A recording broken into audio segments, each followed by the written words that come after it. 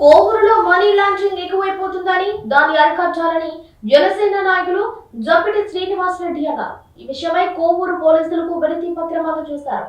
అనిత్రమైన మాట్లాడుతూ 100కి నెలకి 40 నుండి 50 రూపాయలు వడ్డీలు తీసుకుంటూ వారు కట్టలేని స్థితిలో ఉన్నప్పుడు కూడా గుమ్మల దిబ్బకు చెందిన కొంతమంది వ్యక్తులు దౌర్జన్యంగా వాళ్ళ వస్తువులు లాక్కుంటున్నారని తెలిపారు.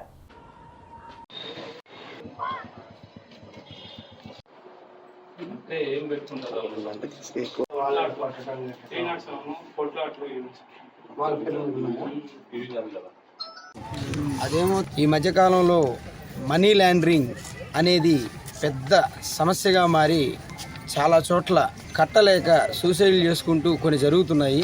అదేవిధంగా ఒక 10 మంది కోవూరు కాన్స్టిట్యున్సీ కోవూరు నియోజకవర్గంలో గుమ్మలదిబ్బ గ్రామంలో ఒక 10 మంది ఏర్పడి గిరిజనులకి అక్కడున్న ప్రజలు గిరిజన పేద ప్రజలకి వాళ్ళ అవసరాల నిమిత్తం 10,000, 20,000, 30,000 తీసుకుంటూ చేబుదులు తీసుకొని ఎంతో కొంత ఇస్తున్నప్పుడు వాళ్ళు కట్టలేని స్థితిలో ఉన్నా కూడా వాళ్ళని పీడించి 40 రూపాయలు, 50 రూపాయలు, 60 రూపాయలు వడ్డీలు తీసుకుంటూ మేము కట్టలేము అంటే ఈ వాళ్ళ వస్తువులు వాళ్ళకి ఏముంటే అవి పెరుక్కుంటూ లాక్కుంటూ కొట్ల దౌర్జన్యం జరిగిందని చెప్పి ఈరోజు గుమ్మలదిబ్బ గ్రామ కొంతమంది బాధితులు ప్రజలు మాకు ఫిర్యాదు చేయడం జరిగింది. దీనికి సంబంధించి స్టేషన్కి వచ్చి ఈరోజు ఎస్ఐ గారికి సిఐ గారికి వినతపత్రం ఇచ్చాము.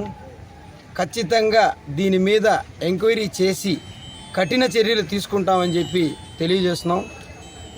మన కోవూరు కాన్స్టిట్యున్సీలో ఏ పేద ప్రజలు ఇబ్బంది పడకూడదు, ఎవరికి అన్యాయం జరగకూడదు అని చెప్పి గట్టిగా నిలబడున్నారు మన వేమిరెడ్డి ప్రశాంత్ రెడ్డి ఎమ్మెల్యే గారు. ఆమె అడుగుజాడల్లో ఆమె మాటల్లో ఎవరికి ఇబ్బంది జరగకూడదని నడుస్తున్నాము. కాబట్టి దీని మీద ఖచ్చితంగా చర్యలు తీసుకుంటాం. మరొకటి, ఇలాంటి బాధితులకి ఎల్లప్పుడూ కూడా మా జనసేన పార్టీ తోడుగా నిలబడుతుంది. ఎందుకంటే మా పవన్ కళ్యాణ్ గారు ఎవరు ఇబ్బంది పడకూడదు, నిత్యావసరాలకు కావచ్చు, ఎదురు దాడులు కావచ్చు, ఇబ్బంది పడకూడదు అని చెప్పి గట్టిగా నిలబడున్నారు. 5 సంవత్సరాల అరాచక పాలన నుంచి బయటపడి ఇప్పుడు కూడా మళ్ళీ అదే అరాచకం జరుగుతుందంటే ఖచ్చితంగా దీన్ని మేము సహించము, ఒప్పుకోము.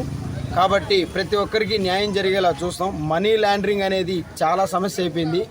ఎస్ఐ గారికి కూడా చెప్పాము, ఖచ్చితంగా సార్ కఠిన చర్యలు తీసుకుంటాము, దీని మీద వార్నింగ్ ఇస్తాము.